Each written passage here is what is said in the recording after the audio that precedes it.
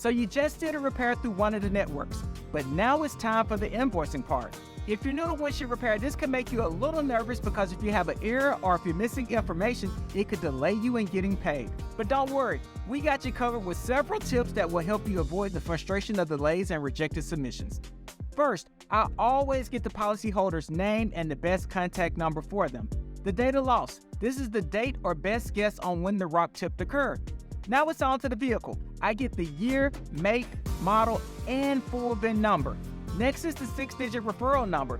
You get this from the network after you accepted the terms and the payment amount for the repair. Lastly, I get the policyholder's signature acknowledging the completion of the repair to their satisfaction. We hope these tips are helpful, and if you have a different process or other tips, don't hesitate to drop a comment below because knowledge is power.